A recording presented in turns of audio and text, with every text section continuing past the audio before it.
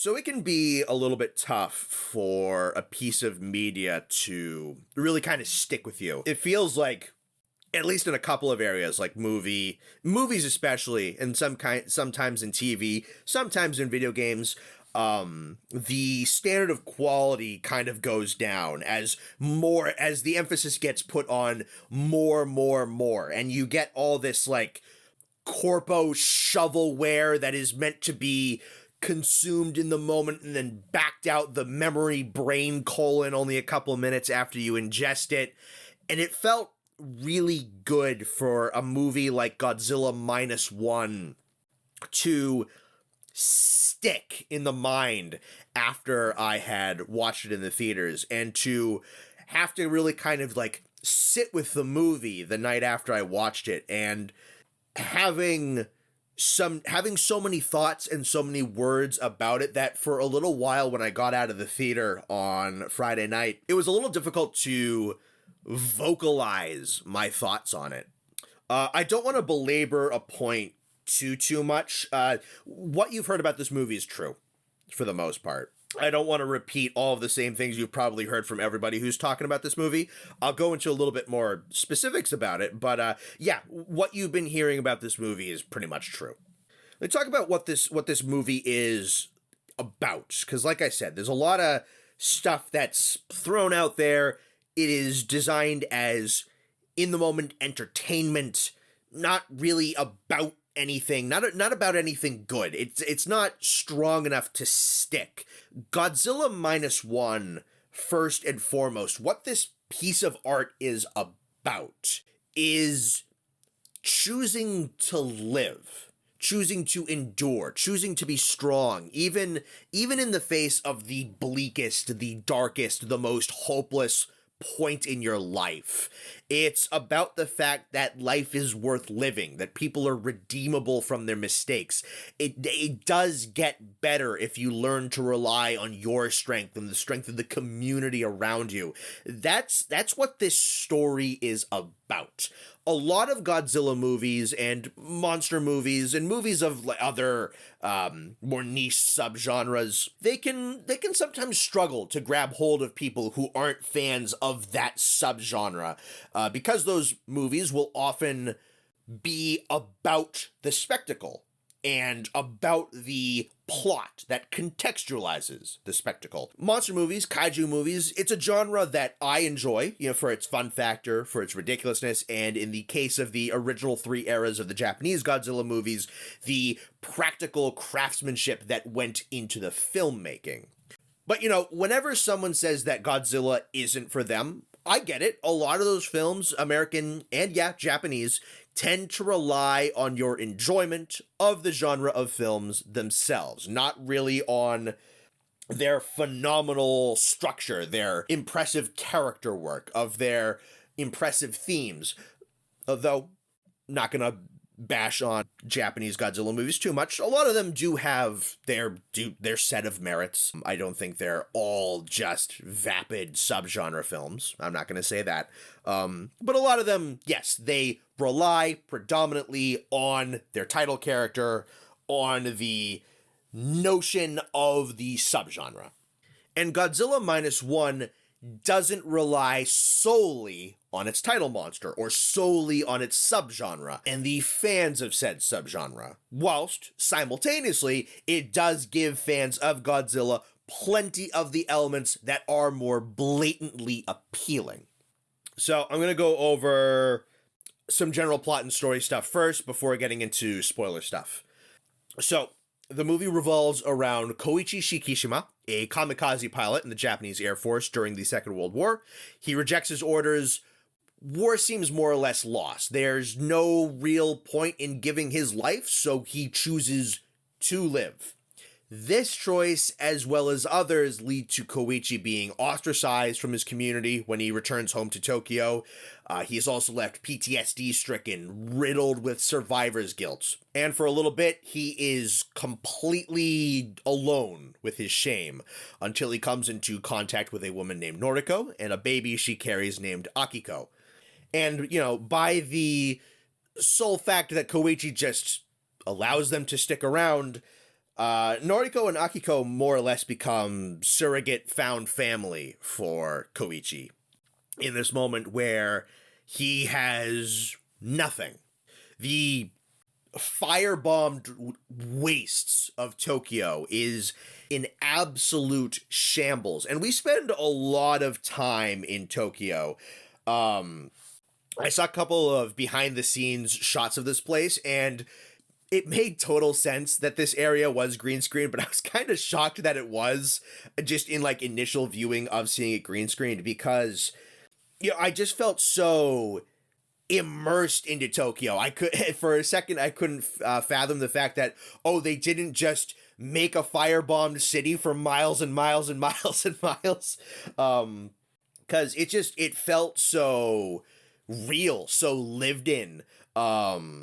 And you spend so much time in the firebomb Tokyo, you don't get to see too much of it, but you feel like you know it really well, just from like the context provided of Koichi, Noriko, and their neighbor, and a couple of other extras. And from that context, you kind of get the feeling that your mind fills in the blanks of what's out and around the area, so you feel like you're there with them. And you stick with them and watch as they start to pick things back up, and they start to kind of build a ramshackle house back up, and you watch as this small chunk of the neighborhood of Tokyo starts to build the pieces back up and try to put their lives back together. And as that builds and accumulates, Koichi manages to get himself a job for the government. He is helping a small crew dig up undersea mines, makes friends with the crew of the small ship, and for a good montage of about 2 years, you see things start to kind of return to a sense of normalcy. You see him start to fit in with this crew of characters on this boat, which are really great characters. You see him start to acclimate to this pseudo, but not really pseudo family lifestyle with Noriko and Akiko. And despite everything, despite the wastelands, despite the kind of absence of government support in this area, despite all the struggle to kind of just keep things going and go day by day, getting into the swing of things, building towards something, it feels good. Life seems good for these characters as they work towards something, as they have a purpose, as they have a need to go on and to build back up. And just as this feeling of normalcy returns, just as it feels like they can pull themselves up, American nuclear tests go off in the Pacific, and Godzilla emerges out of the depths of the ocean, marks Japan as his territory, has no intention of sharing said territory with human beings, and just as Japan is right about to pull themselves up from zero, Godzilla threatens to reduce the country down to -1. I think, before I go into spoilers, I think that's as specific as I really want to get with the plot and whatnot. I'll get into some character stuff, though. With the exception of one issue, which I'll talk about right at the end of this non-spoiler section, most of my issues with the movie are sequestered to the back third of the movie, and I don't really want to get into the specifics just yet. Just in case you're watching this and want to get my feelings on the movie without being spoiled. I gotta tell you, a massive compliment I can give this movie is that I never really found myself missing Godzilla when he was off screen, and I was thrilled every time he was on screen. He's really only got 4 scenes, but every second of his presence counts. The cruelty, the deliberate eradication of humans put on display by Godzilla is probably only matched by the Godzilla of GMK, and that one was a collection of enraged dead souls manifested into Godzilla. There's actually a couple of parallels to GMK in this movie. A couple of parallels to a lot of Godzilla movies, actually. I'll talk about that more in a little bit. Every time he shows up, it's devastating. You're terrified that the people you've grown to care for and the nation you've grown to care for could be destroyed. It's not even just the characters, right? For the most part, you feel like these characters will probably live.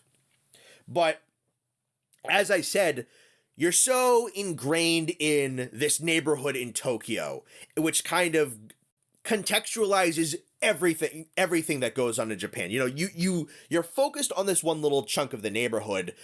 Your mind kind of fills in of like what must be going on in the rest of Japan, what the rest of this country must be going through. And when Godzilla arrives, you realize he's a threat to all of that. He's a threat to the return to normalcy for everybody in this country. And yeah, he's not so much just a threat to the human characters as he's a threat to the Japan that you've come to care about. And that's a big part of the threat of his presence. You know, his destruction scenes are indeed really cool, but you have an attachment to the nation this time. Part of you doesn't want to see him destroy buildings because you know what those buildings mean to the people who are trying to keep them going, who have built them back up. And that's another big compliment of this movie, is the destruction isn't just cool. It is cool, but it is also harrowing. Third major compliment for this movie, I loved pretty much every character, from Koichi and Noriko to Koichi's neighbor, this character he knew from the military, and absolutely the 3 crewmates he has on his mine-disarming ship. They kept the cast of main and supporting characters, I think, a really good, strong size and very well characterized. Koichi, we'll start off with the main character, had to have been kind of a difficult character to pull off. I've seen everybody's seen a lot of characters who are very traumatized, struggling with a lot, very dark, very broody, have this tremendous amount of weight on them, doesn't have a lot of ability to deal with it. And those characters, you understand them, but at a point they can become very obnoxious. If they are too over the top, too reluctant to reach out. I think a lesser screenwriter would have had him be ceaselessly dour, completely closed off. And, you know, understandable, but very much a character who would have tested my sympathy. And that's not even impossible to pull off either, to make that kind of character compelling, but that kind of character can be very frustrating.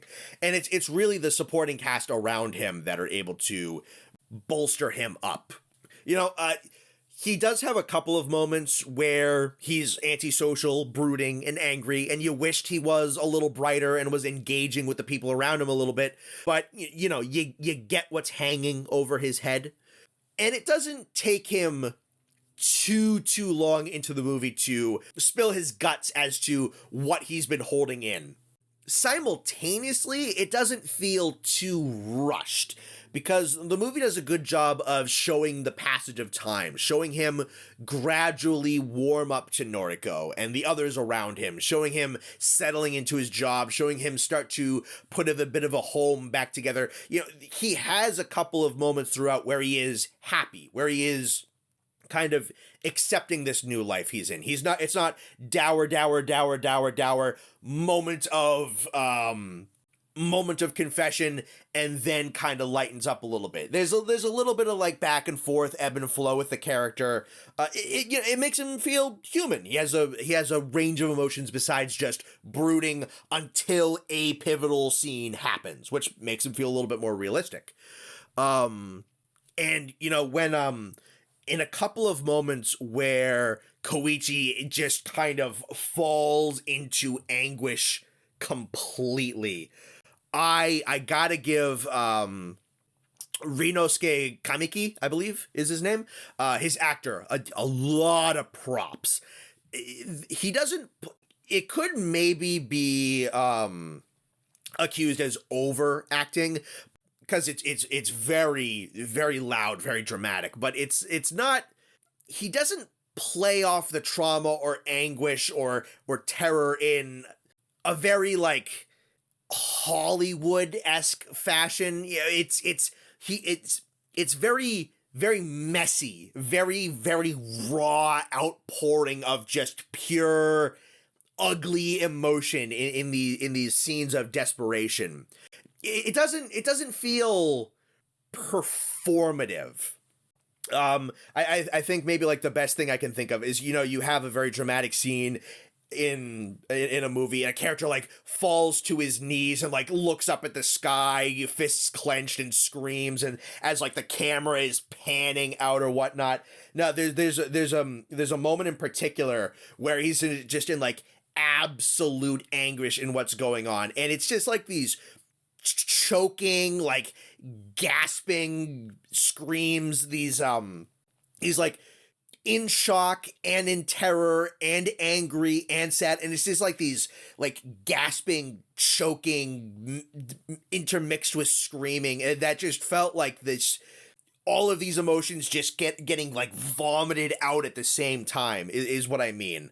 It's not pretty anguish, you know, it's very kind of just kind of like everything just being poured out with no real do you know what I mean? Does that make sense? And I gotta tell you, thank God there's no English dub of this movie. I hope there never is. Not to knock voice actors, but there's no way that a dude in a sound booth like watching this movie going on would be able to replicate the actual performance here. They just couldn't, especially in these scenes where Koichi just breaks down. It would never be as good. Moving on to Noriko, she's kind of like the movie's heartbeat, the movie's soul. At least one of them, I would say. I don't think she is alone in that role. When she finds Koichi, has no connection to him, just moves in with him because, you know, she can kind of she realizes that he's a good dude, that he's not going to turn her away. And then in turn, she helps him because he helped her, and also helped the baby Akiko. She's one of the characters through which the message of the movie is most heavily brought through. You know, like I said, the need to live, the need to endure, that it's still worth going on despite everything. She really kind of embodies that aspect of the movie. She's a great emotional confidant for Koichi, helps him through a lot of the pain that he's going through. She is this beacon of warmth to others, while also having a very strong will to survive on her own, and compelling others to have that will as well. Then moving on, you have Sumiko Ota, who more or less serves as a singular representative of the community that Koichi comes back to. I was kind of expecting there to be a whole ensemble of side characters who make up the community Koichi comes back to, that he would have to, you know, maybe win them all back over, but it's more or less just her. And maybe for the sake of realism, the movie could have benefited if there were more like tertiary Tokyo citizen characters, and she was kind of like the named voice of them, but she kind of embodies what all of those characters would be. She's kind of all that the film really needed. Her opinion towards Koichi starts off extremely negatively, and as the film kind of goes on, it gradually kind of warms up, and this feeling of, you know, we're all kind of in this together, let the past be the past just kind of like settles in, and yeah, she fills in for what could have been a collective on her own, and also has a bit of a role in this surrogate family dynamic. And then to the other three very important characters in the movie, I loved the three crewmates that Koichi had on the mine disarming ship. I only really remember them as Captain, Kid, and Doc, their nicknames for one another. I don't remember their human names, but to be fair, they didn't use their actual names all that much in the movie. And even so, very memorable characters. You have Captain, who's, of course, the captain of their mine disarming vessel. Kind of a jaded guy, not a lot of faith in the Japanese government. He's kind of serves as a bit of a mouthpiece for why the Japanese government isn't really super involved in the goings-on in the movie, but he's still a guy who has a very strong sense of duty, very much a loyalty to his crew, a guy who's like a first in, last out kind of guy. Kind of comes across as what a model commanding officer would be. Compassionate, empathetic, yeah, but still authoritative, and pretty good at seeing through other people's crap. You have Kid, who's the youngest on the boat. He's the naive, well, kid of the group, just a little bit younger than Koichi. Very eager to be useful, to serve, and is kind of still kind of bought into this romanticized idea of serving, of fighting, of being in the military. I think he was a little bit too young to properly enlist. What I liked about Kid a lot, is even though he makes a few comments on topics which he doesn't really know a lot about, kind of draws the ire of some of the characters who have been in the war, because he has this outside view of what it was actually about. And eventually he'll kind of have his eyes opened up to how dark the world can be sometimes.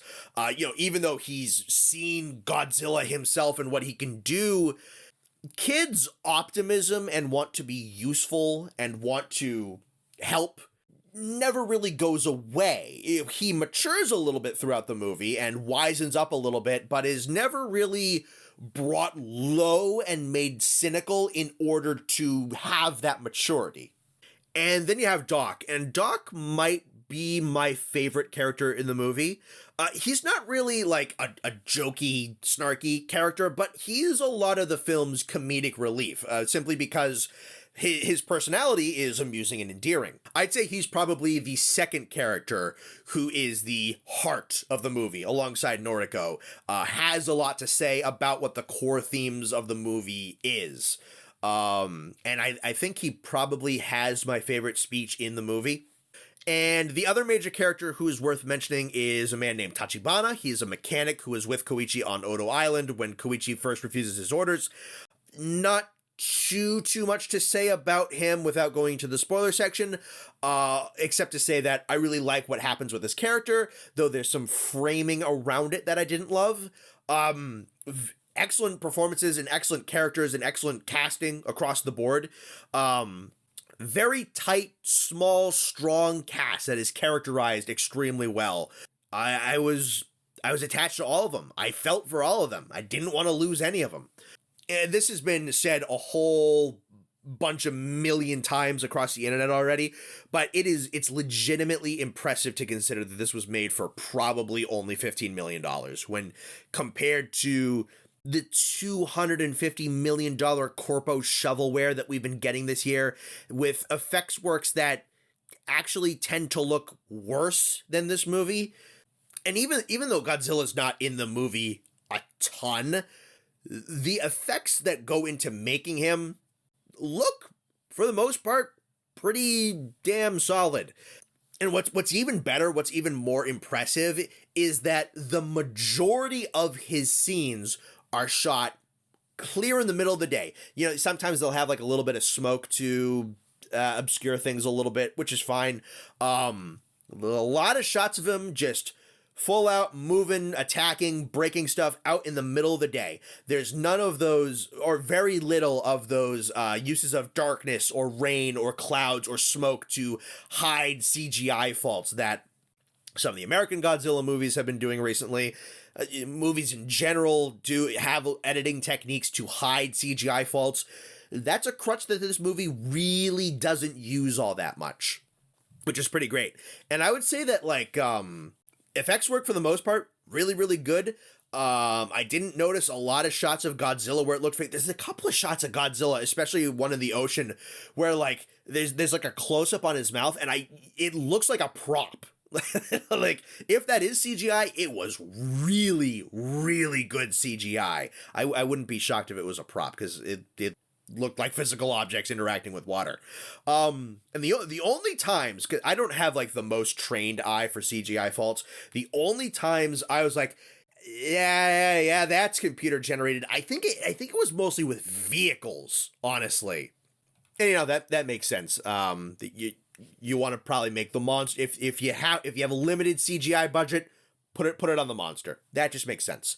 The The music in this movie, pretty fantastic. There's a couple of instances where they used Akira Ifukube's original score, which was redone, sounded really, really good. Probably the most bombastic music in the movie. The film has its own motif for Godzilla as well, which is used for kind of like some of the darker scenes, either ramping up to tension or kind of scenes that will just kind of like bask in the darkness of the aftermath of something he's done. If you want to find this motif specifically, you want to look for tracks like Divine and Unscathed, but they'll have like the strings hold on this one disturbing chord and just hold tension and hold tension and hold tension as like the lower brass and the chorus and the percussion will then come in for these deep doom-filled impacts. But yeah, no, there's a couple of points where they'll just hold on this prolonged fearful note just to like hold and hold and hold your attention as you know that Godzilla's about to appear, but he hasn't appeared yet, and you're just terrified for the instance where he does. Some really great terror built into the soundtrack here. Sound design in general, fantastic, especially in a movie theater. Everything, just about everything was delivered extremely well. Writer-director Takashi Yamazaki delivered, and this movie is excellent. There are some issues I do want to get into. Most of them are in the spoiler section. I feel like this movie doesn't have a lot of fundamental issues. Some of my problems are surrounding the third act. If I have one like fundamental issue with the movie, it's that some of the peripheral world building I felt was dealt with in a somewhat hand-wavy manner. Specifically what I'm talking about is the Japanese government, the American military, and kind of sort of the Soviet Union. So the movie wants to create this effect of ordinary civilians, ordinary people going up against the impossible. The strength of, an individual as well as a community of individuals rising up and being strong and enduring the worst case scenario. And for that reason, this movie has a very, very minimal presence of big major forces like the American military, like the Japanese government. And minus a couple of lines of dialogue from characters to kind of explain, usually delivered by like Doc or Captain to kind of explain why the government's not really involved in certain things. They have a couple of moments in like black and white with like a radio announcer voice, which insinuates that it's information being consumed over the radio or over TV, that, the Americans aren't going to get involved with Godzilla due to the fact that they don't want to conduct too much of a military operation, so as not to kick the Soviet bee's nest.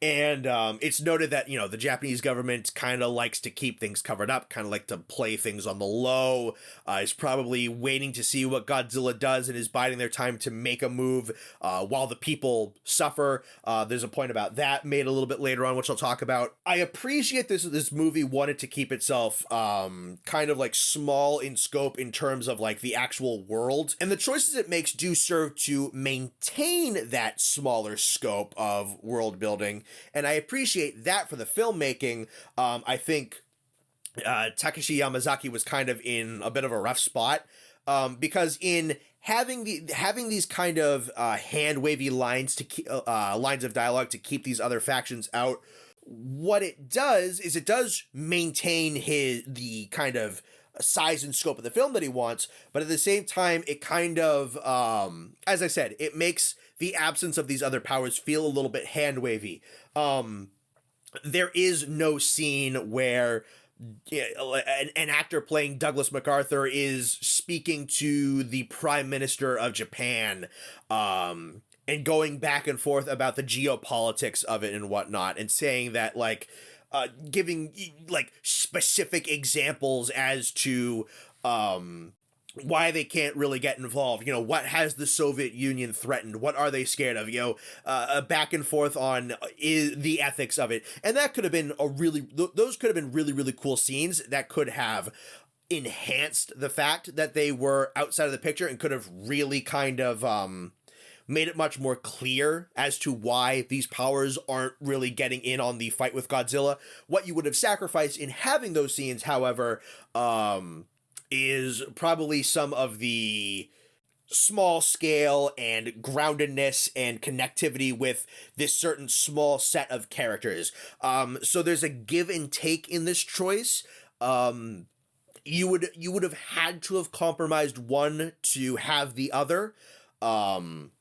At least I kind of think so. Maybe they could have had a character who is a part of the government originally, or like is in the government and then also knows what these civilians are doing, and it's like kind of like gives information back and forth, kind of.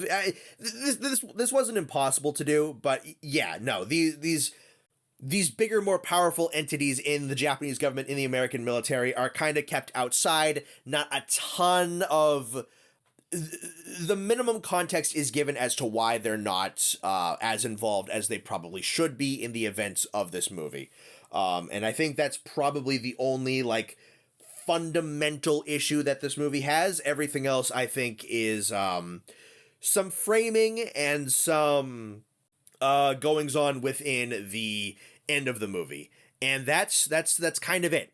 I think this is a fairly excellent movie. I think I at the moment, I think objectively, I think I'd probably give Godzilla Minus One an 8 in subjectively, in terms of like how much I enjoyed it. I probably give it like a really strong 9.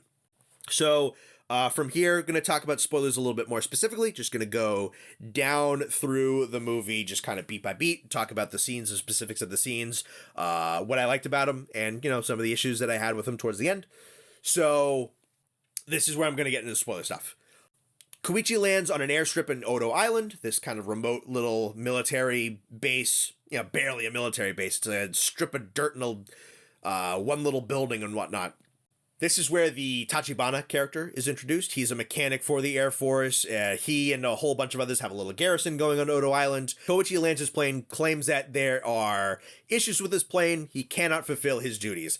And the mechanics in the garrison, they catch on to his crap, right? They know what he's doing. But instead of there being like a big blow up scene or whatnot, it's kind of quiet. They insinuate it's like, we know why you're here. We know you opted out. And one of the guys even says, no, dude, I get it. Like, the war is pretty much over. Why throw your life away? I'm with you. Which is a cool scene. It's, a lot is communicated with, just kind of like the expressions on the actors' faces. A fair bit is said without being said, that they know what he's about. They know he chickened out. They're not really gonna report him. They're not really gonna rag on it. They kind of get it. But Koichi in of himself seems to really still have, you know, he opted out. He chose to live, but he still kind of has kind of these doubts in his mind that he doesn't really know if he made the right choice here. He's still kind of ruminating on his decision. And not a lot of time is given. There's this quick little bit where these deep sea fish start rising up out of the ocean. They appear to be dead. And in the middle of the night, an unmutated Godzilla attacks. It is mentioned that the natives of this island refer to him as Godzilla, so that's how they get a name for him. It's the only Godzilla scene that's set at night. All the ones where he's big, fully formed, and grows set during the day. Only thing I'd have to say here, maybe, is that there's a bit of suspension of disbelief that Godzilla is just hanging around on Odo Island, that there seems to really just be the one of him. You know, how is this dinosaur-esque mutant giant creature living on this island? There doesn't really seem to be a species. Little bit of suspension of disbelief in that, I suppose. That's fine. I can buy into that. That there's just one of them. He's on this island somehow. Whatever. I can let that go. I don't necessarily need that explained to me. I never felt like I necessarily needed that explained. You know, he turns 150 feet tall later. I think I can get by that. So this scene goes about and has a couple of different strengths to it. Number one, we get Godzilla right off the bat very quickly right away. So we're not waiting, because he doesn't really appear again until like an hour into the movie, so we're not like left waiting and waiting and waiting and waiting and waiting with, you know, albeit really good characters and really good story, but like, you know, we're here to see a Godzilla movie. Where is he? Shows up in the first 5, 6, 7 minutes of the movie. Tied you over for a little bit. Good call. It being at nighttime makes it really, really frantic, really disorienting. Kind of helps to sell the emotion of the characters there. Plays into it being a nightmare scene later on. And Godzilla's starting off so small, relatively small. He's like 2.5 stories tall in this scene. It really kind of gets to make him a little bit more personal in the scene. This is probably the most violent scene in a Godzilla movie, because he's deliberately snapping up soldiers in his jaws, crushing them in small groups with his tail, you know, very deliberately going out of his way to kill. And, you know, when he gets really, really big, does a lot of destruction, and he'll, like, single out vehicles and whatnot, might single out people, but this one, it just feels so, like, intimate. That's what the smaller size allows for in this scene. And it really gets to sell, you know, later on when he's so big and so massive, it does inform us that, yeah, no, he's still malicious. He's still bloodthirsty. He's still like going for the kill. He's not just like plodding along and destroying passively, right? So it actually gets to like inform us a little bit more of Godzilla's character, I think is a really good strength of this scene. So the path that Godzilla is going on is going to be lined up right with the gun on Koichi's plane. So the garrison there, like, go get into the plane. I think it's like 22 millimeter or whatever they said it is. That can kill anything. You know, line up the shot, take it. We'll distract them.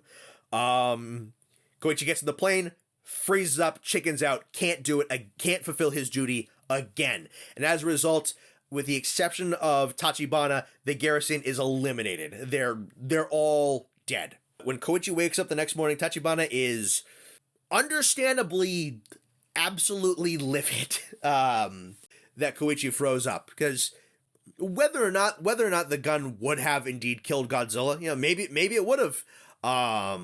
It's never really said. Maybe it would have. He wasn't mutated at that point. He wasn't irradiated at that point. He might have been able to get him right there. Tachibana hates him for it. And Koichi hates himself for it, understandably. This is the second time he's opted out of his duty.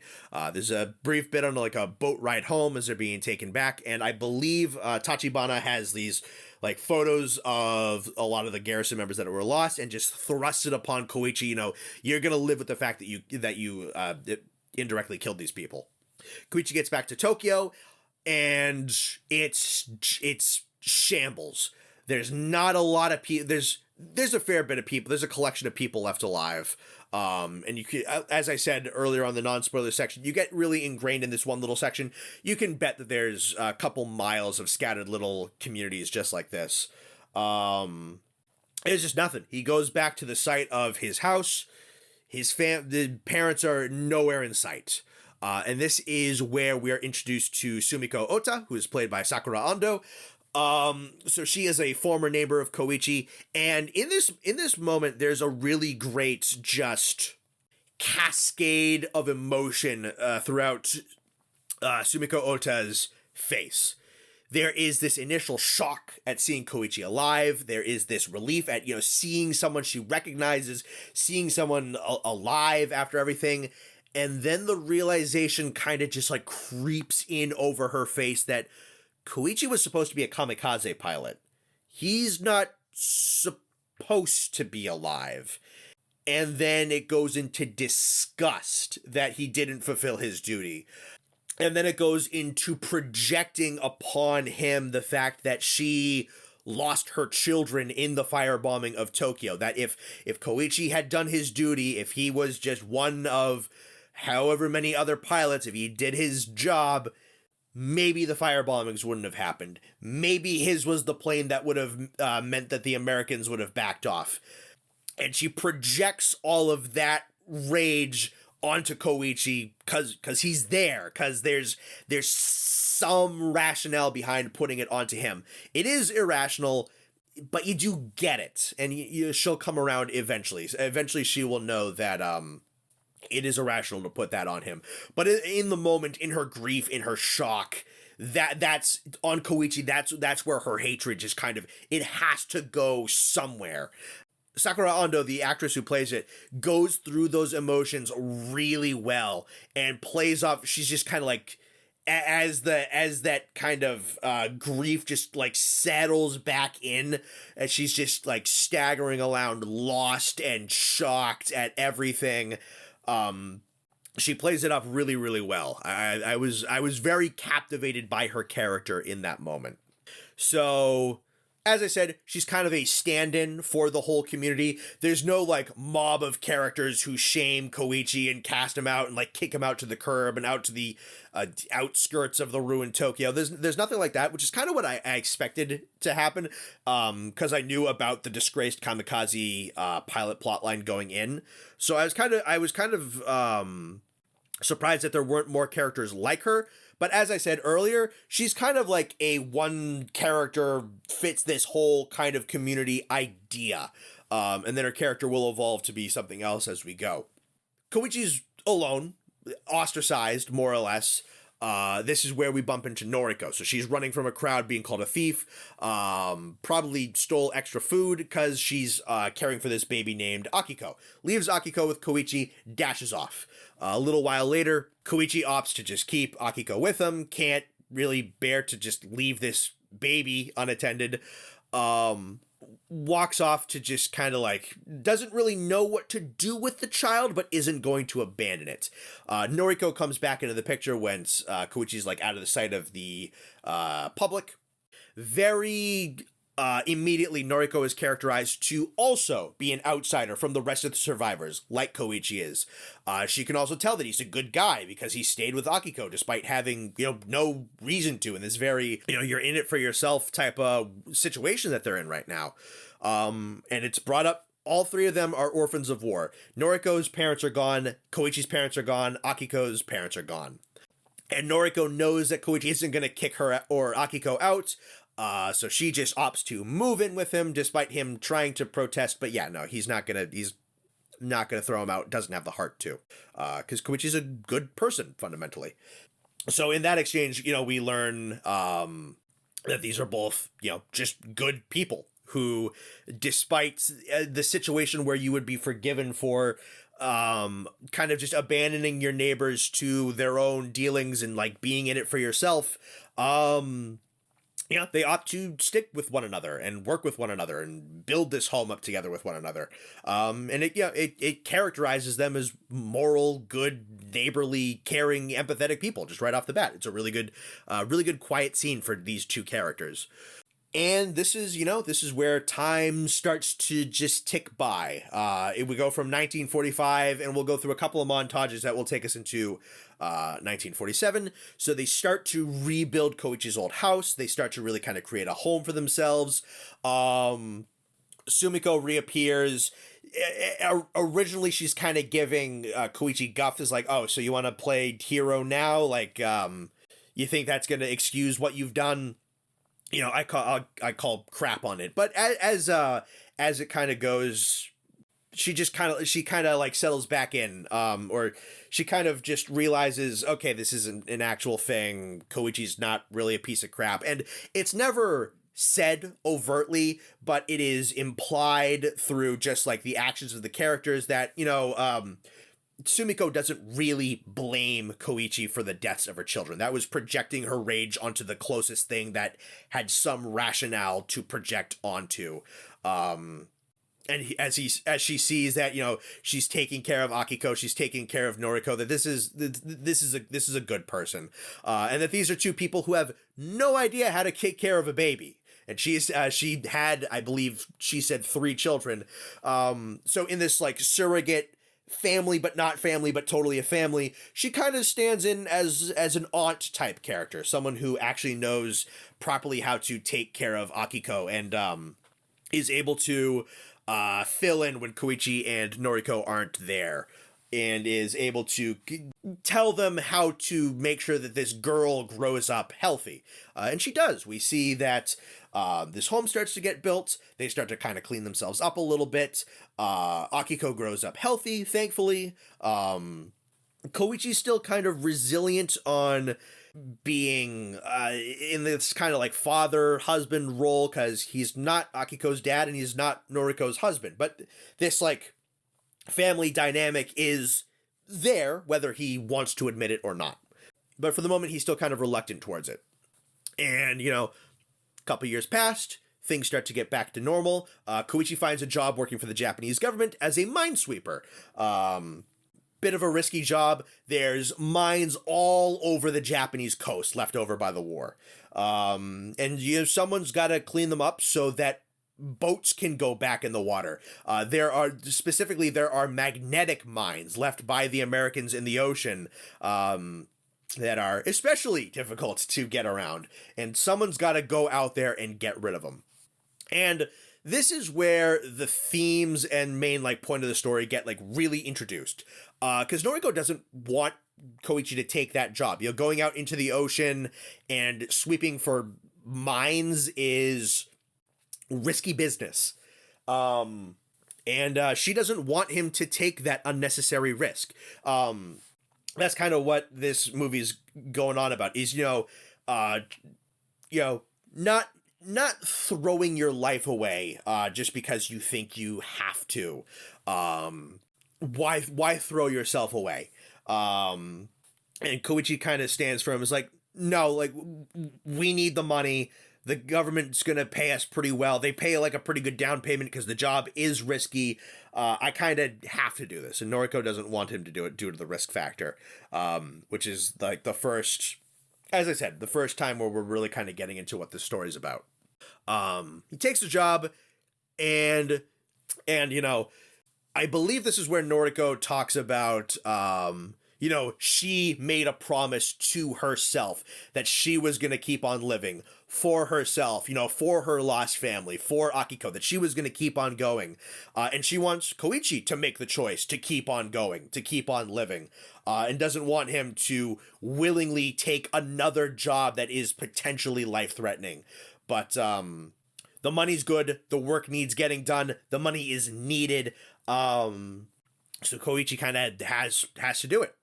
So we get to the part where we are introducing the crew of the ship, and we're introducing the minesweeping job.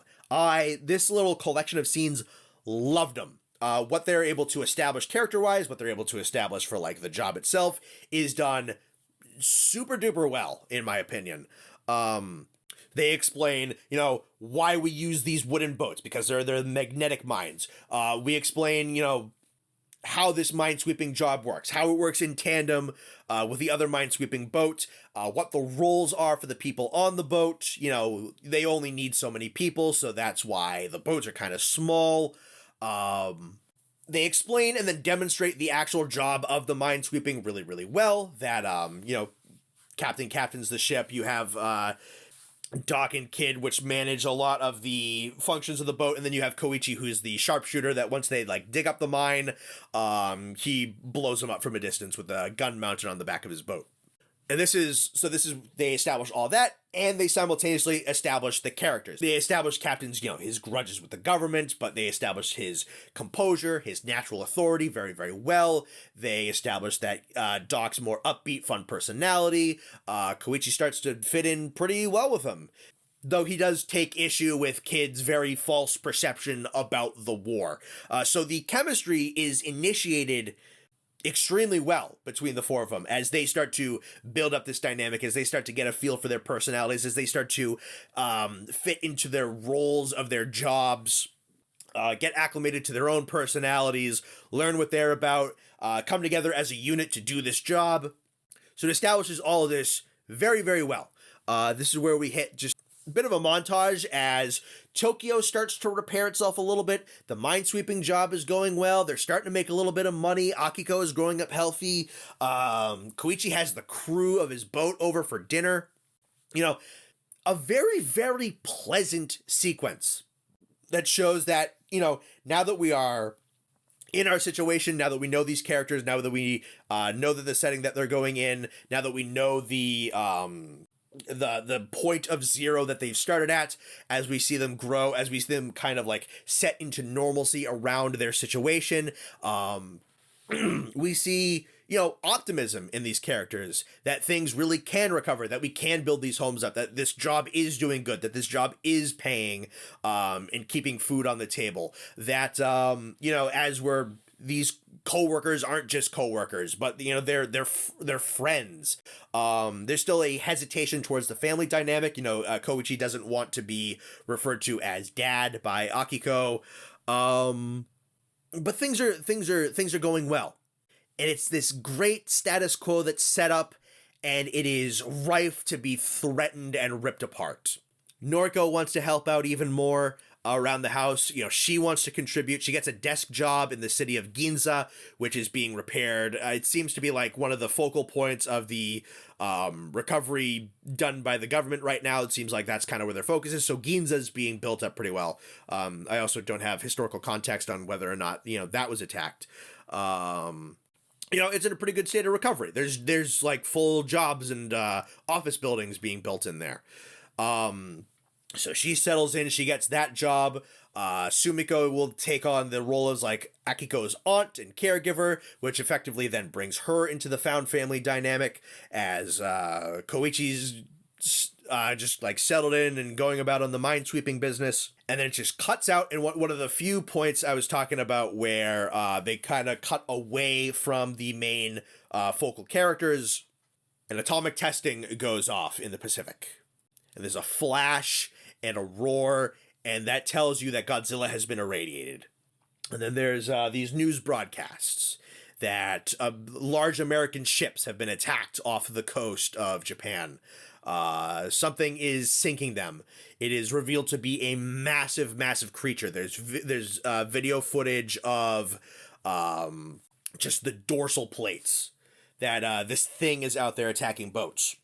And we cut to Koichi and the minesweeping crew are back out there being sent to investigate one of these large American ships that have been attacked and ravaged and left out in the ocean. And, you know, the question is, you know, why minesweepers? Well, there is a battleship being given to the Japanese government that's being sent to investigate. And Captain is able to discern the fact that the minesweeping teams are stallers for whatever this animal is. You know, they have a small ship that's armed with a gun and has a couple of dragged up mines.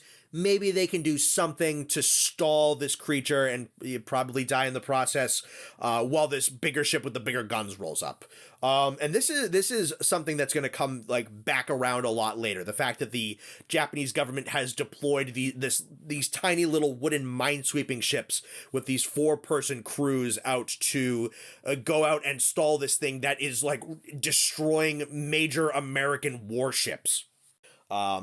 This scene comes back around very, very well with a speech that Doc gives towards the back half of the movie.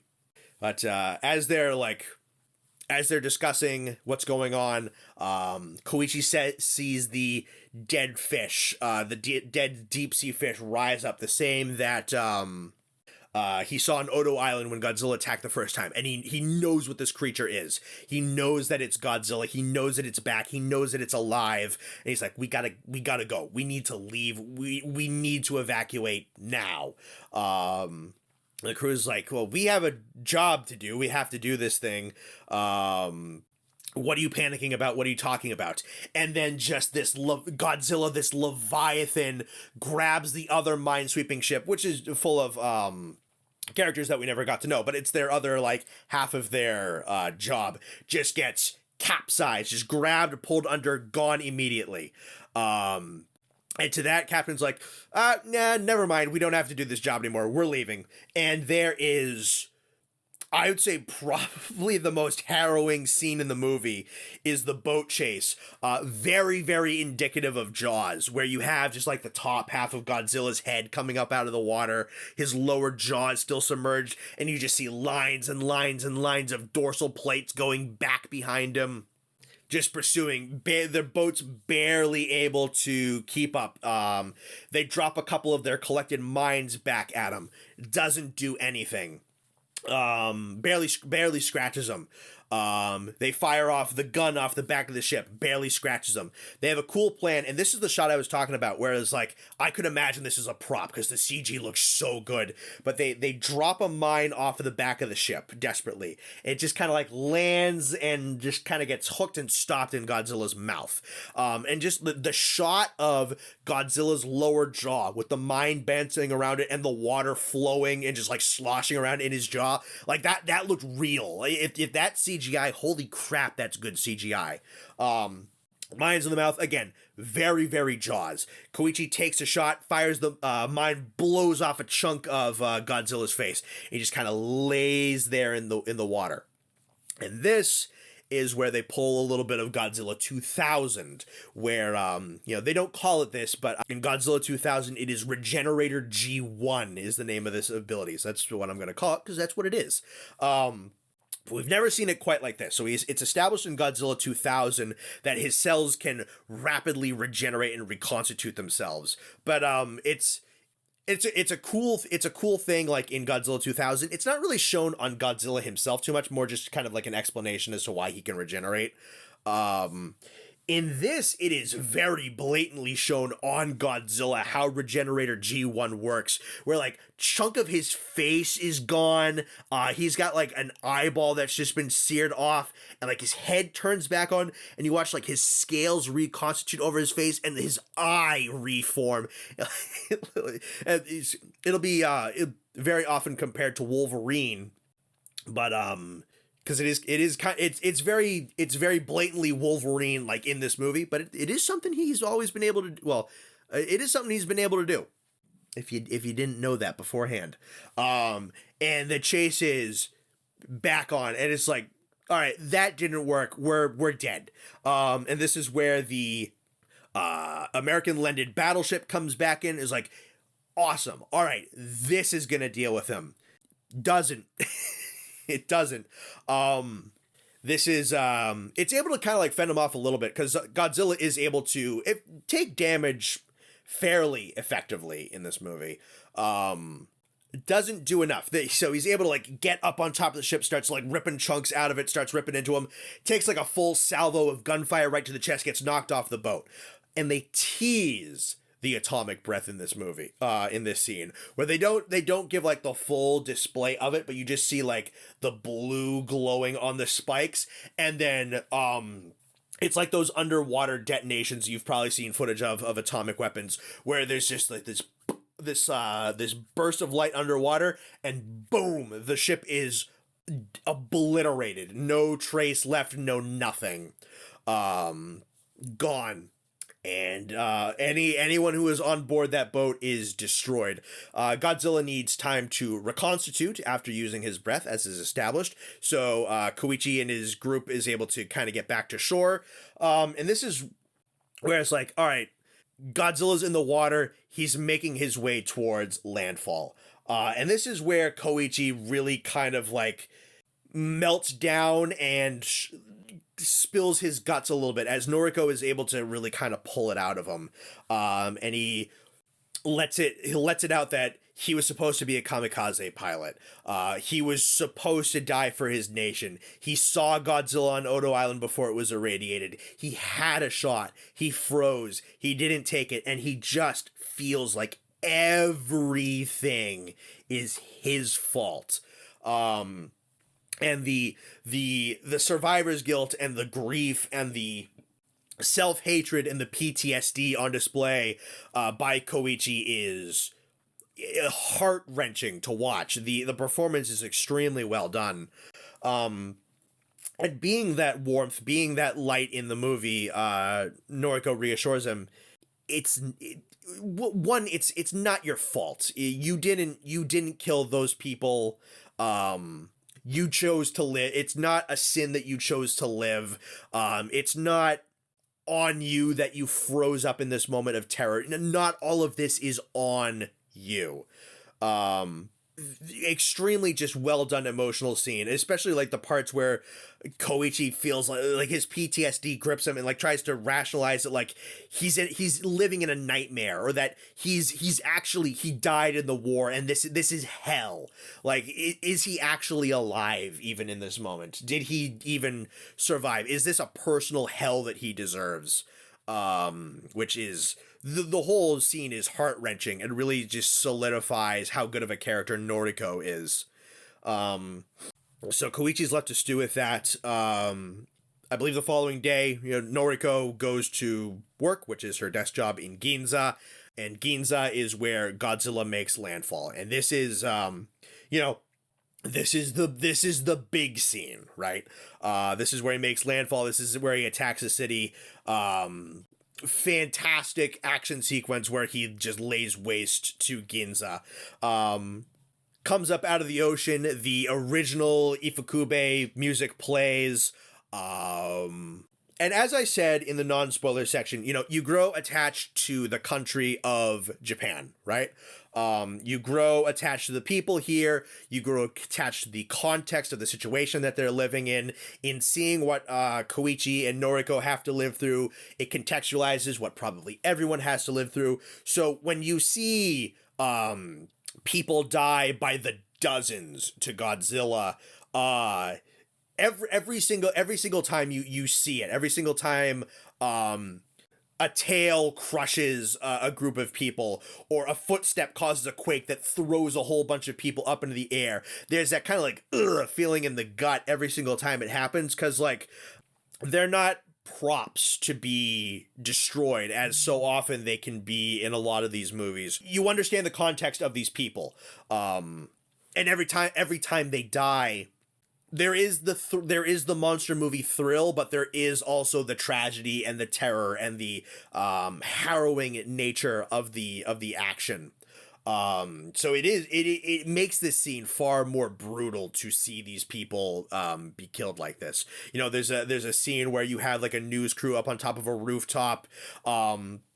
Building gets battered, and you just see these you see like the building start to go from horizontal to vertical as like it's sinking, it's starting to like collapse in on itself and fall down to the ground. You see this news crew, it cuts away right before the building smashes down to the ground, stuff like that. And you get a very, very classic scene where Godzilla's playing around with a train. Trains evacuating from Ginza. Noriko is on said train. And Godzilla loves to play with the trains, as he tends to. Picks it up in his mouth, starts carrying it around, carries it over to like to right by the waterway. Noriko is hanging on for dear life until it gets right over the water, where she'll drop down into the water. Probably the sole survivor on the train manages to survive. She falls into the ocean. Then this is one part, is I feel like there is a couple of scenes that were probably cut here. There's news over the radio in Tokyo that Godzilla is in Ginza, and Koichi's like, I gotta get to her. I gotta find her. I gotta find Noriko. Leaves Akiko with Sumiko and goes off. But there's kind of like this disconnect, this kind of like absence of a couple of scenes. So Koichi just like goes from Tokyo to Ginza. There's no real sign of him leaving. There's no real sign of him. There's no like cutaway to him trying to get there, which, maybe might be for the best, because it just gets to like focus on Godzilla. It doesn't cut away from him at any point. That's not a bad thing. But no, I feel like I blinked, right? And then Noriko's in the water, then Noriko falls out of the train, in the water, gets out of the water, is back on the ground, is back on the path of Godzilla, is like shell-shocked, isn't gonna move out of the way, like somehow got back out in front of him, and then Koichi just like appears in Ginza, grabs her, and like starts running with her. Like, there's some kind of like blink and disconnect type of thing where it's like, these characters just seem to like teleport to these two places. Noriko goes from the water back onto the road in front of Godzilla, and Koichi kind of just goes from Tokyo to Ginza, finding exactly where Noriko is, grabs her. Like, there's just I don't know if I like blinked and missed something, but there's there's a weird lack of in-betweener connective tissue in here where it feels like these characters just kind of teleport into this spot. So that's a bit of an issue, I think, with this scene. Couple of tanks roll in to intervene, and this is the big moment of the movie. Probably this is the money shot of the movie. Tanks roll in, open fire on Godzilla, do a little bit of damage, and this is where, if you've seen the trailers, they do this with the atomic breath, where the dorsal plates come spiking up out of the back of the tail one by one by one. They start glowing blue, and then they all come back out and then shoot back into the body, and that's where he rockets his head forward and fires off his atomic breath, which is devastating in and of the beam in and of itself, but it makes impact and leaves this atom bomb like effect where it just annihilates buildings. This big blowback cloud of damage, of just the sheer force of the impact, leaves this big atomic smoke cloud, mushroom cloud, and doesn't annihilate all of Ginza, but there is just this spot in Ginza which is just annihilated, nothing standing, gray crater wasteland, and a whole ton of area around this section is flattened and obliterated and just knocked back by the sheer force of the impact. In this moment, as the shockwaves are coming, Noriko and Koichi are standing right by the alleyway of a building. Noriko shoves Koichi into the alleyway, gets knocked back by the force, and is presumed dead. And in the moment, it's shocking that she dies, or at least presumed dies. Never really expected it to happen. And it's heartbreaking when it happens, because she is a very endearing, very lovely, very major character in Koichi's development, and a strong-willed character in of herself that has kind of been an aspect of the heartbeat of this movie, and is taken away just so quickly, so violently.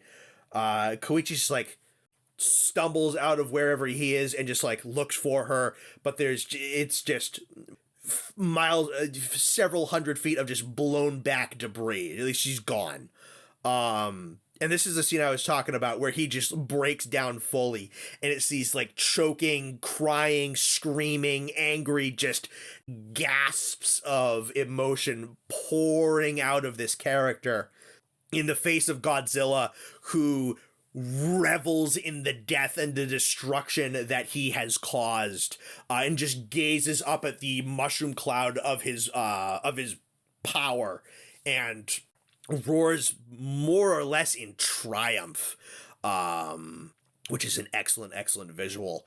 And this is where I believe you can see some of his body, the amount of force he has to put out is makes it so that his body has to recuperate and reconstitute, which is important for later.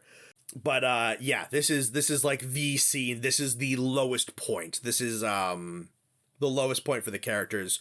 Godzilla retreats back into the ocean. Koichi goes back to Tokyo. There is a funeral for Noriko. And there's again, just to compound how heartbreaking the events of it is. So there's a couple of nameless neighbor characters who leaves the house, to establish that they've been pretty well known within the neighborhood. They've been getting on with people, and then just our named characters are left. So Sumiko's here, and then Captain, Doc, and Kid, who are good friends with Koichi and Noriko at this point, have been over to their house for dinner. Just stay with Koichi, just to be with him. And there's a moment where Akiko's asking where mom is, and Sumiko lies and says that she had to be away for work, and the child actress who plays Akiko cries, and it's just the sole sound is this child crying, because she kind of gets that her mom is gone, or at least not there. It's like maybe kind of sort of understands it, but not really. And it just lingers on the sound of her crying, and it's God, it sucks. Like it's terrible in the best way that it possibly could be. So this leads into the third act, and this is the only part where I really have some kind of issues with things, which I'll cover. So Godzilla needs to be dealt with. And the Japanese government it is established are like, they're kind of waiting things out. They're kind of seeing where things going. They're playing things close to the chest. They're not going to immediately intervene. America doesn't want to kick the Soviet hornet's nest. So these people are kind of at the mercy of Godzilla by themselves. The Japanese government is not going to, I mean, they'll act eventually once they have a full plan, and once they go through all their bureaucracy, and once they're certain in a countermeasure or whatnot. But they are willing to just kind of let the civilian populace bide Godzilla's time while they come up with something, and the people here aren't going to stand for it. So Doc calls a meeting. Turns out Doc is a much more important person than he was kind of led on. I think it was established earlier on the boat that he used to develop weapons for the government during the war. But this is really where it's kind of brought up that this dude had connections in the military. He's able to find, and he has a lot of connections still in like private citizens who were a part of the military. Has this commander, captain, used to be a high-ranking member of the Navy who's working with him, who's helping like deliver this plan with him. And he has a lot of access to these different resources and whatnot to help create a plan to defeat Godzilla once and for all. So it's established that Godzilla can take so much damage, so much punishment, that conventional weapons, even if they could bring him down, probably exceeds the amount of firepower that they have to overwhelm the Regenerator G1 and take him down. I'm going to keep saying Regenerator G1 because that's what it's called. That's not actually dialogue within the film. I just like Godzilla 2000. So the plan is an odd one. I get the plan. It's weird. If you written down on paper, and like the characters even discuss this, the plan is odd. They want to use this, I forget the exact name for it, but it's a special type of bubble that will cause something to rapidly sink, right? Kind of no matter what it is, but these bubbles will rapidly drag down whatever, and drag him down. So his plan is to bring Godzilla over to a trench, attach these bubble canisters to him, and then using the sheer force of tons and tons and tons and tons and tons of the ocean, like this unparalleledly powerful aspect of nature, to crush the creature to death. Odd plan, odd execution of said plan. I do get the logic, but you say, oh, we're going to use bubbles to get rid of Godzilla. It sounds stupid in that, but I get it, right? Like they don't have access to nukes. They don't have access to unlimited firepower. They don't have access to unlimited bombs. It's a very, very improvised solution. What probably most creative? There's weirder stuff in the 90s that they used to try and deal with Godzilla, but in a practical, not weird telepathy sense, probably the most odd and creative plan that I've ever seen them use to take care of Godzilla. Watch Godzilla versus Space Godzilla. That's a weird movie. So there's a lot of doubts behind this plan, because like, we're gonna use bubbles to kill this thing that blew up a city. Are you kidding me? But there's a physical demonstration. A lot of people do think it can work. A couple of people are like, dude, I got families. This is a weird plan. I'm out. But a good amount of people stay. And Koichi has this moment where he's like, you gotta promise me that this thing dies. Otherwise you're wasting my time. Because Koichi is seeking his redemption. Like, he believes he killed Noriko. He believes he killed that garrison on the island. Probably still blames himself for not committing to being a kamikaze pilot. He blames himself for the people who died in Ginza. It's not overtly stated, but because at this point in the film, he's at his lowest. He built himself up with the people around him for a little bit, but he is dour for a ton of this back third of the movie, because in some respects, he blames himself for all of this. You can understand that without him like saying, it's all my fault, I did this, blah, blah, blah. You don't really need that, right? You understand that. So he tells Doc, is like, this plan needs to kill him, or I'm not wasting my time. Like, I need to get rid of this thing, and if your plan can't do that, I'm not in.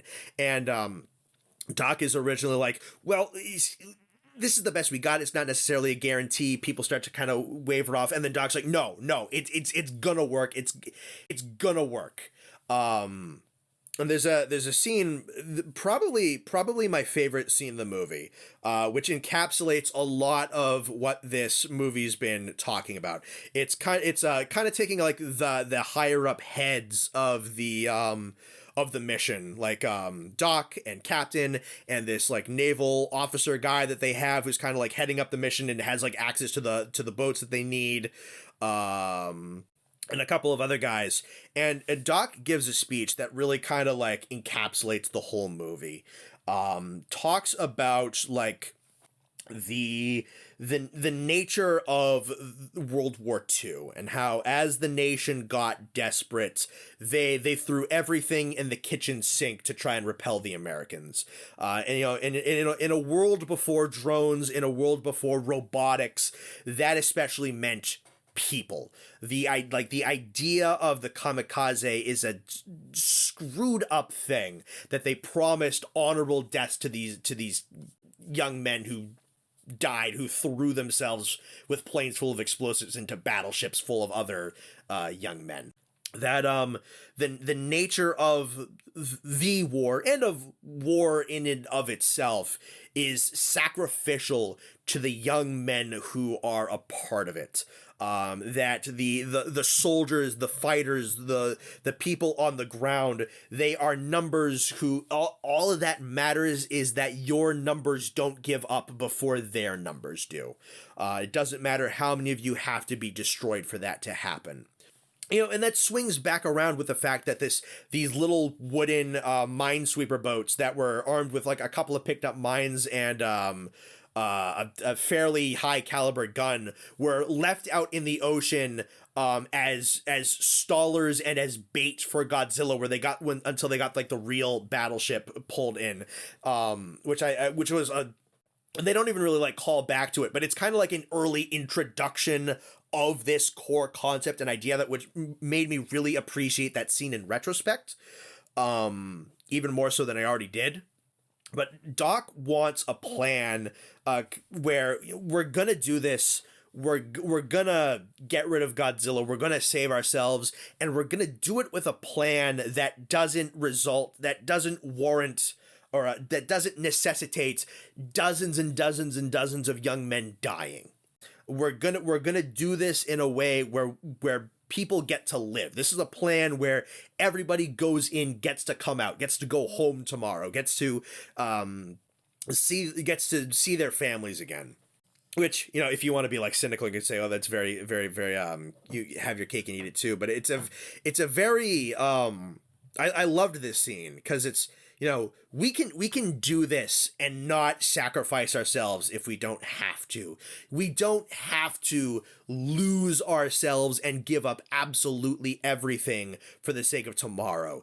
We can fight for tomorrow and live to see tomorrow, right? And the sentiment of it, I thought, was beautiful, touching. And this brings Doc in as like, with Noriko gone, Doc is like the second heartbeat of the movie. Someone who, again, it's not explicitly said, but developed weapons for the war, probably feels some guilt for that too, and wants to create a solution where everybody gets to go home, wants to bring some brightness to the world.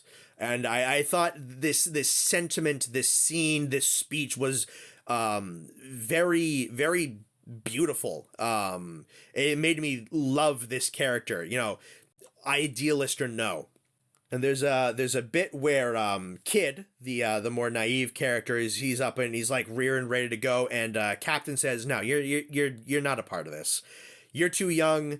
There's a great. I wish I remember the line exactly, but there's a fantastic line where he's refusing Kid to join in on this, refusing to allow him to participate, and he's like, something along the lines of like it's not going to war is something to be proud of, which I thought was just a really, really good line.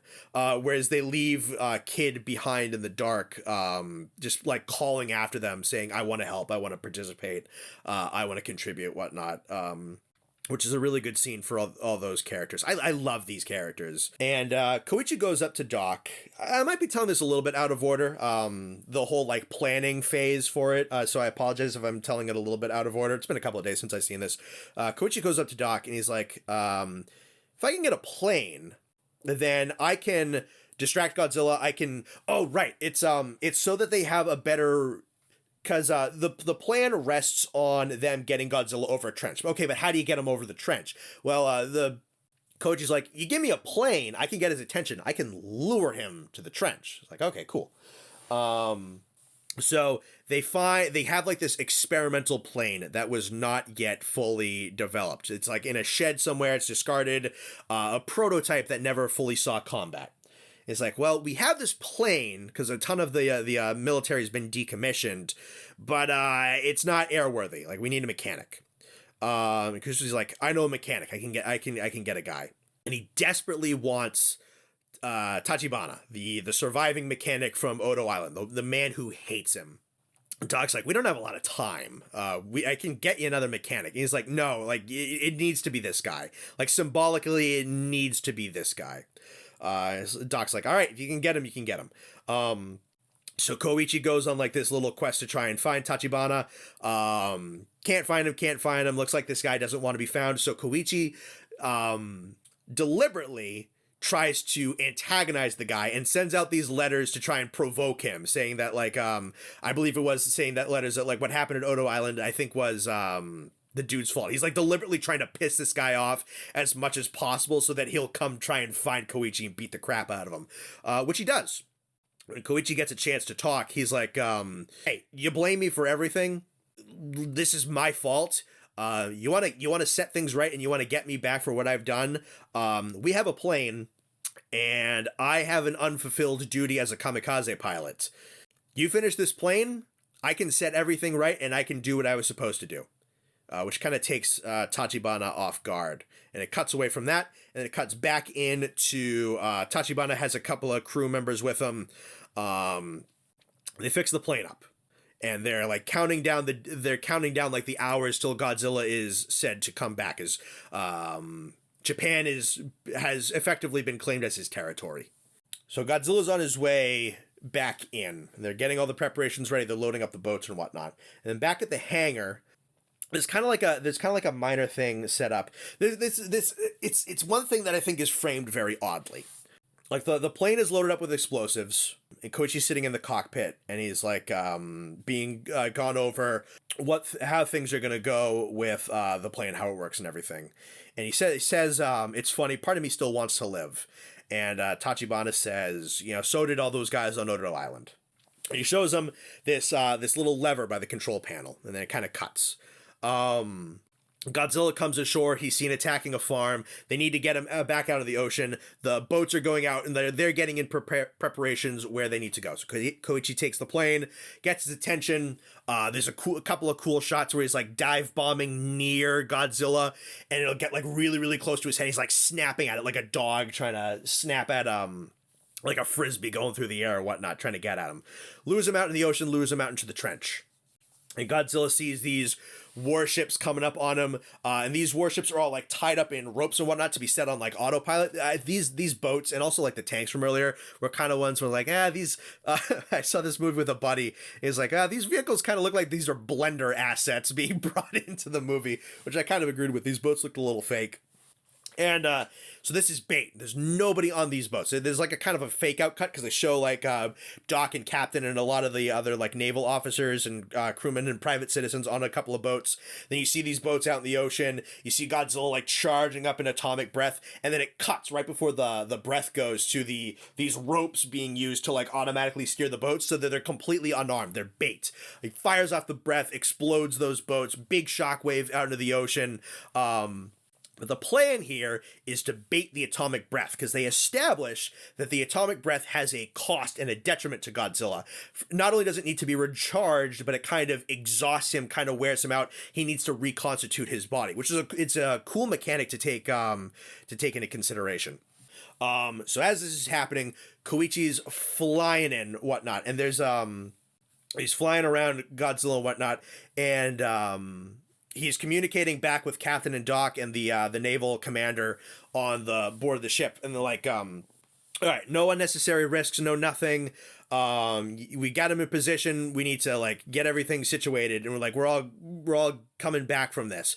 And Koichi doesn't really respond, and Captain starts to like put together is like, oh no, you're gonna go for like the kamikaze thing, aren't you?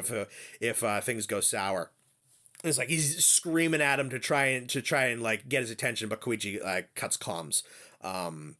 So the atomic breath is expelled. Godzilla needs to recover, and Koichi like flies around a little bit to keep his attention while the two actual man ships are wrapping around Godzilla with the canisters full of the bubbles that they need to drop him down to the ocean. And they also have, I forgot to mention, they have these like balloons on them that will, if Godzilla isn't killed by the pressure going down, they're hoping that these balloons will eject. He will come back up at such a rapid rate that the decompression will kill him. So that's like the plan B for their plan. And Koichi's plan C is a kamikaze if all else fails. So they're wrapping him up. This is another thing I kind of had a little bit of issue with, because Godzilla just like sits there, torso up out of the water. He's not like immobile. It's not like Shin Godzilla where after he fires off the breath, his body like wholly like locks down and shuts down. He's still like looking around and eyeballing around and whatnot. They kind of use like Koichi flying around to kind of explain why he's not really doing anything. But as he's standing there, like these two boats are going around him, and they're wrapping up full of the bubble canisters and the balloons, and he's not really like doing anything.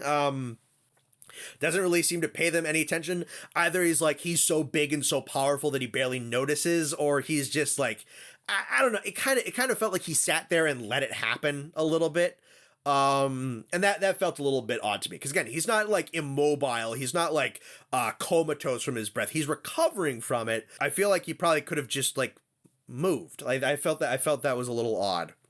I guess like they do enough with it. They have Koichi buzzing around in the plane to like keep his attention, keep his mind preoccupied away from the boats, wrapping him up in the stuff.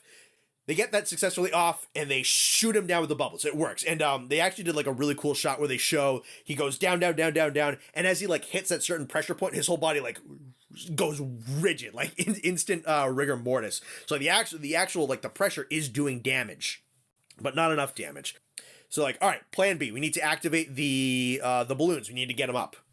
So they start doing that. They start trying to like lift him up, and he cuts. It stops. It's like, what happened? It's like he chewed through the line. Like, we don't have enough force to get it. He chewed through one of the lines. We don't have enough strength to get him up here anymore. And this is where like the cavalry scene comes in, where a kid who was originally like said to stay put, not be a part of this operation, comes in. He's like, I got people. He has like all these other like civilian boats and whatnot, comes in. He's like, oh, we got this. We're here to help. You know, the useless are here to help. Very heartwarming scene. Again, if you want to be kind of like a little touchy, it's a little convenient that they all brought like tugboats and whatnot. I was gonna say that it's like, how do they find him? But they knew that they were going over a trench, so I don't think that's an issue. They knew where they were gonna be. But like the fact that they all brought like specifically tugboats, I don't even know if that's an issue. Yeah, the fact that they all brought tugboats is a little bit like, it's like, I guess you could maybe like, well, if something goes wrong with the plane, we'll have some extra pulling power to like get him up out of the water. I guess you can kind of make sense of that. But it's like, yeah, it is maybe a little bit convenient that you showed up right at the right time with the right kind of boats for this right particular situation, and that all your little civilian ships don't really have too much other usage besides that. Like, if this wasn't the situation going on, like, what exactly good did you plan on doing? That's kind of an issue. Little bit convenient. So they managed to pull him up. And you can see that the rapid pressure and then decompression does do a lot of damage. He's got big chunks of himself missing, but it wasn't enough to destroy him completely. It's like, oh no, that neither of those worked. We might be kind of out of options. And by that point, the atomic breath is recharged, so he starts like revving up to charge it again. And it's cool. It's like this pan around shot where it's like leaning up to him charging the breath back up while his body is reconstituting. And it's like a right up shot where he's like bent over, leaning forward. So you get like this like really cool head on shot of him charging it up. The music starts to cut out. The characters prepare. That's like, we gave it our best shot. We're going to die. Music cuts out and Koichi comes in with the plane. This is another issue. So they frame it as though Koichi is going back in this situation to end himself, to fulfill his duty, whatnot, to do what he was originally supposed to do at the beginning of the movie. He doesn't respond to Captain when he's like, we're no unnecessary risk, like, we're doing this alive, blah, blah, blah, blah, blah. And they get really worried for him. They have the shot where he's like, man, I feel I'm still kind of worried to live.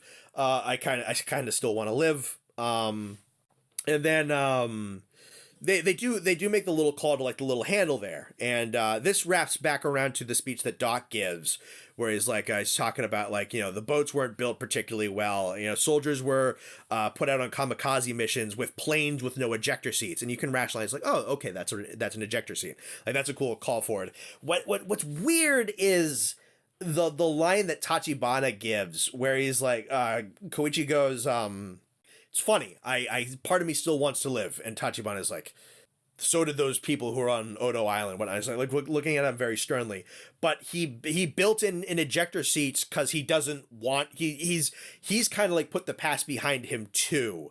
And even despite the anger that he has and the blame he has towards Koichi, he wants Koichi to live. It's just like, it's the lines of dialogue they chose to have in, like, if Tachibana wants Koichi to live, why is he still like holding over this whole like, yeah, man, so did all those guys there? It's like, if the whole idea is like he's put the past behind him, he wants this character who he believes did wrong to live in the end. He doesn't want him to go through with the suicide bombing. Why are you holding over like that misdeed on him? And it's not like there's like a follow-up line. It's like, oh, so those people on Odo Island also wanted to live. And then like, comma, you're gonna like keep living like in their memory, whatnot. There's a line where he's like, I built this ejector seat in Live Koichi, which is a good line, but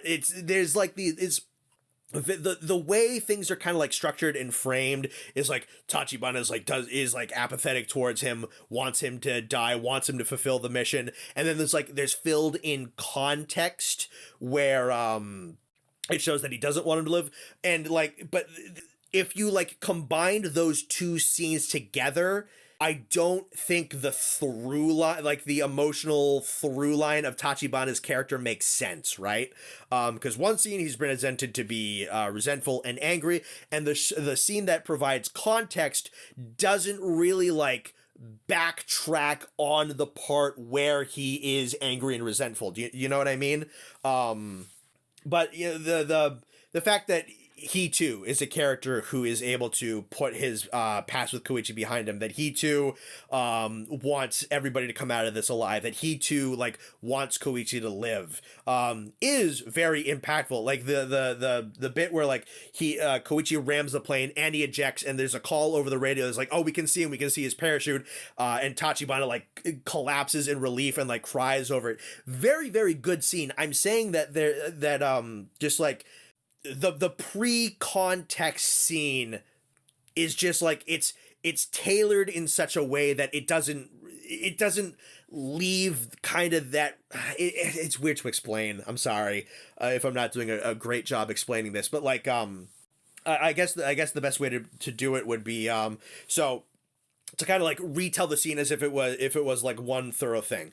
So he's explaining how the plane works, showing off the explosives, shows like what is the ejector seat thing, but doesn't say it's an ejector seat an ejector seat off the bat. Koichi goes, "It's funny. Part of me still wants to live." And then Tachibana goes, "So do the men on Odo Island." And then there'd be a break, and then he's like, "This is an ejector seat. Live, Koichi," right? It's just I don't get why they chose to have this moment where he's like keep looming over. I don't know. I guess as I talk about it, I kind of understand it a little bit more. He's like he like leaving the lingering idea of like you failed these people before, just like letting that linger, and there's like now you have the choice to live.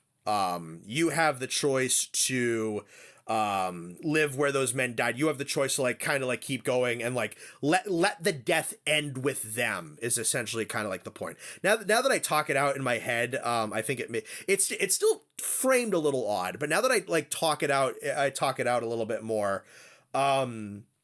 I still don't think I love the structure. I think maybe it would have helped if they like played the full scene back and then started it up from beginning and then played like the full thing. I think that would have been better. But I think I kind of get the like the angle that Tachibana was going for a little bit better now. But yeah, no, they try to do like a fake out that he is gonna give his life. He doesn't. There's like this moment of relief that like he doesn't end himself from the people in the boats, from Tachibana himself.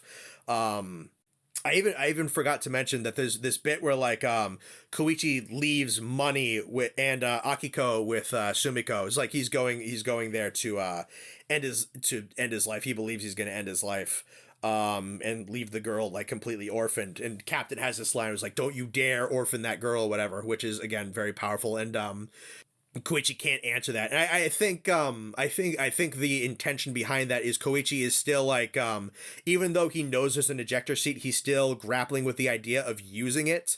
Because part of him still probably thinks that like giving his own life is what's going to make this right. And in the end, he chooses that that's not the best cause. Again, it's, I think the framing of this decision is a little sloppily executed. Now that I'm like talking it out loud, I think it makes a little bit more sense than I thought it did.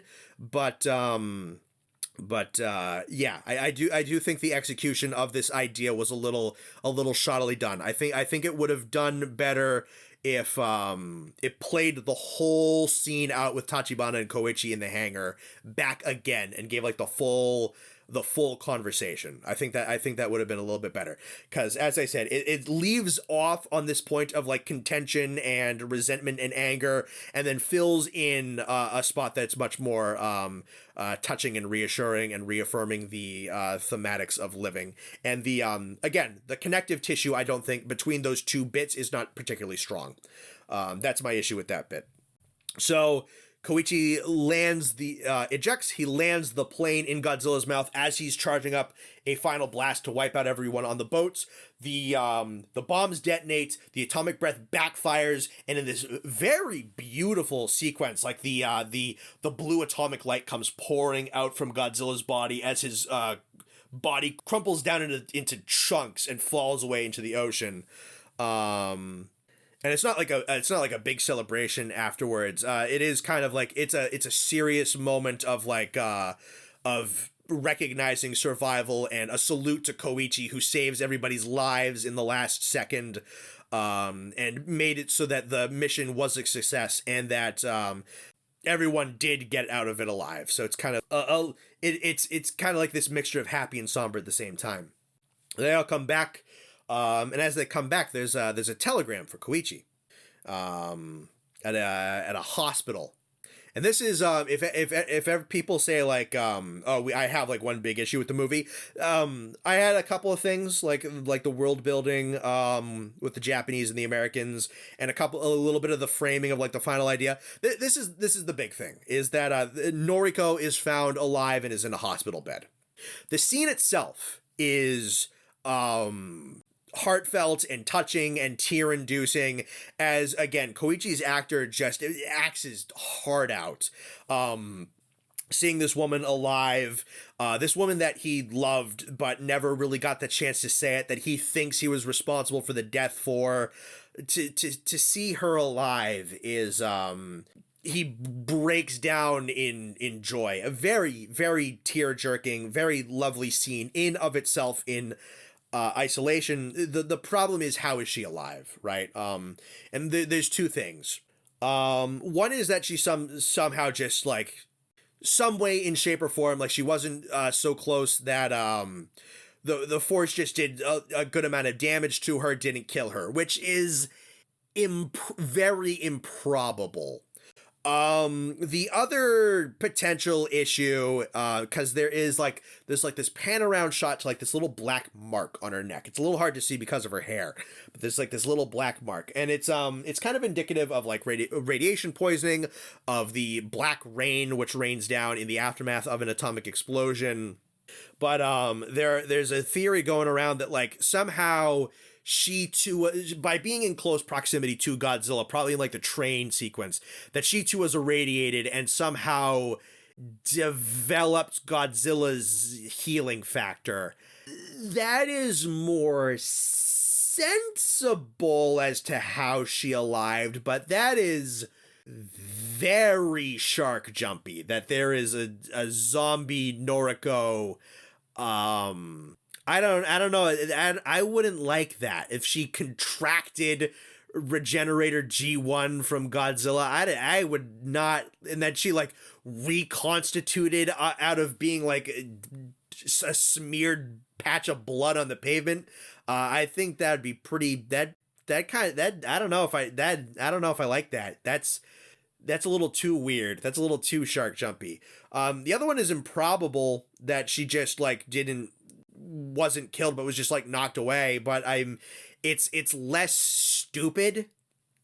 It's such a nice scene, it's such a happy ending, but I think one way or the other it does unfortunately hurt the movie a little bit. It's very nice to have her there, for Koichi to have that happy ending, to have this family, to have this second chance with her, for like Akiko to have her surrogate mom back, for this family to be back together. It's a very nicely done moment, very well acted, very happy, and it doesn't like ruin. I don't know. It would have been better off if she didn't live. I think. And there's also like the whole idea of, surviving and going on, not sacrificing needlessly. Her giving her life up so that Koichi could live, shoving him into that alleyway, was kind of like symbolic of this idea that like it's not necessarily a bad thing to give your life if you have to. They're both standing next to an alley, probably not, she makes a split second choice to shove him, probably doesn't have like the force or momentum to full on tackle him. It's like a spur of the moment thing, like they're both of them are going to die in like a second, so that's why she doesn't tackle him, that's why she shoves him. But her like throwing him into the alley, giving her and like choosing him over her, is kind of like representative of like, yeah, sometimes like to give one's life is noble. It's not necessarily that sacrifice is this ignoble thing, but be careful of understand the full context of it. Understand why. Make sure that there is no option, and like what you're giving yourself for truly is worth it. So in her being alive, does that compromise on the theme of the movie a little bit? Is a question that I have. Yeah, so I don't know. It's a very nice scene in of itself. I think contextually it unfortunately does some damage to the movie, especially if it's the the theory that she like has the regeneration ability. I think that's a bridge too far even for these movies. And the last lingering shot of the movie is that Godzilla is there's a chunk of him underneath the ocean that is beginning to reconstitute. Basically the exact same shot at the end of GMK. And that is Godzilla Minus One. An excellent movie, a heartbreaking movie, a love story, a monster movie, a melodrama, an action film, a triumph for its budget, a triumph as a foreign film, an excellent piece of art, a fantastic addition to this storied franchise. It has its issues, a couple of poignant issues. That's why I can't give it in good faith a 10. I still think it's an 8 or a 9.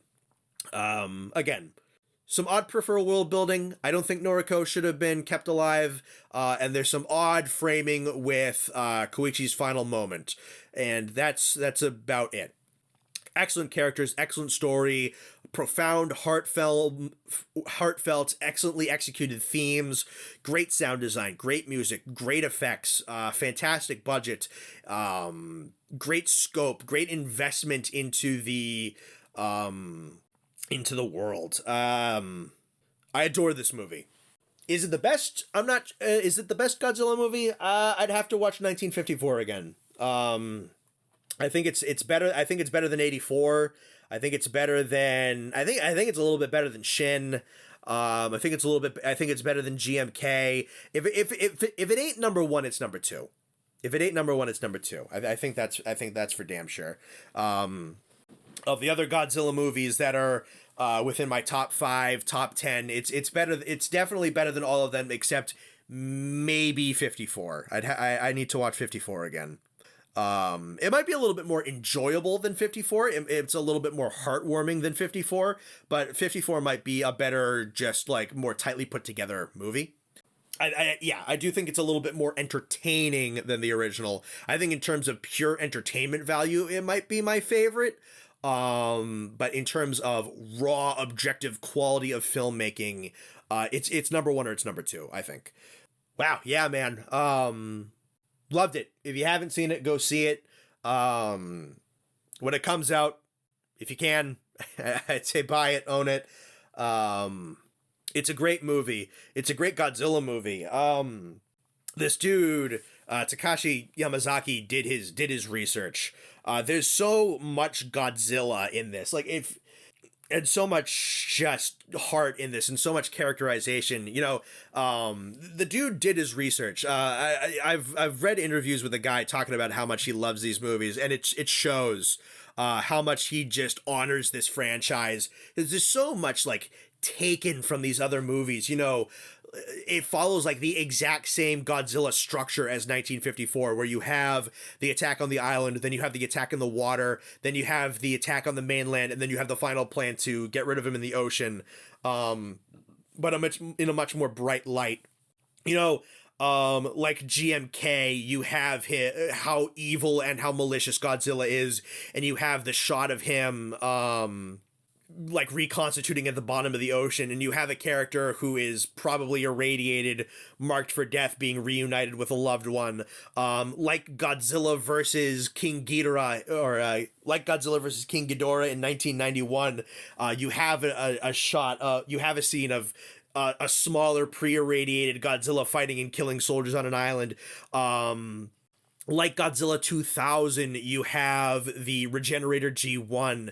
Like the legendary Godzilla movies, you have those shots of the dorsal fins going under battleships.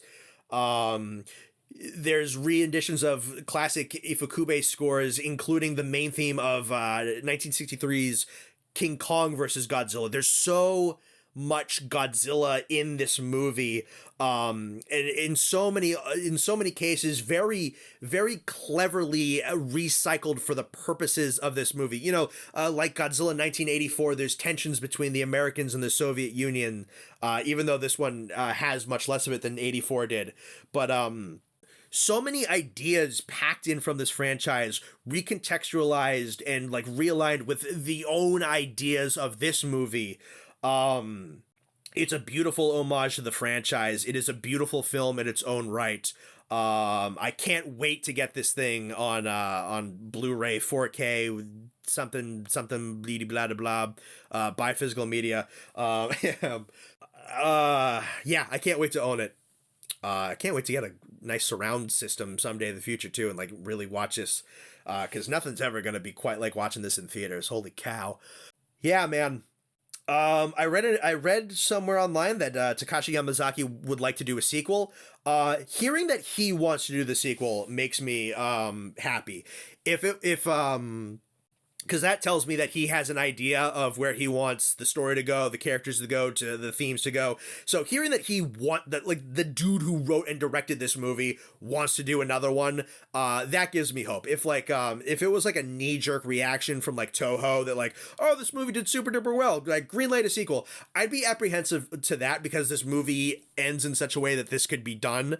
Hearing that Takashi has ideas to keep going forward, that's a green flag for me. That I'd be because he's on board, I would like to see a sequel. Other than that, I probably wouldn't have. If a sequel is made, I'm curious to see where he would go thematically, where he would go character wise, where he would go with Godzilla, where he would go world building wise. I'm very interested to see where he would go, because this movie like wraps so definitively for its characters, for its themes. But hey, if he has something good cooking up, I'm very interested to see it. And I hope that Toho, the lesson Toho takes is like, make great Godzilla movies. Whether it's somber and serious, whether it's uplifting, whether Godzilla's the good guy, whether it's the bad guy, whether it's a versus movie or a standalone movie. I'd love to see another Japanese live action Godzilla versus movie. I'd kill to see another one. We haven't had one since 2004. And it was like with some good characters, with some good themes, with some good stories. It doesn't even have to necessarily be this good. Just make some good, take some time, make some good Godzilla movies, because there's an appetite for them. The Japan movie industry in general. Takashi Yamazaki, man deserves some work. This has been Sierra Volcanic, or Connor. Holy cow indeed. Really good movie. Thanks for listening to me talk this long. Go watch it if you haven't. Watch it again if you want to buy it physically so that physical media still exists, please. Love ya. Bye. Shout out to all the patrons, and special shout out to Nihilus Chimerax, Datboy Doin Da Ding, and Pico Plush. Thanks a lot, guys.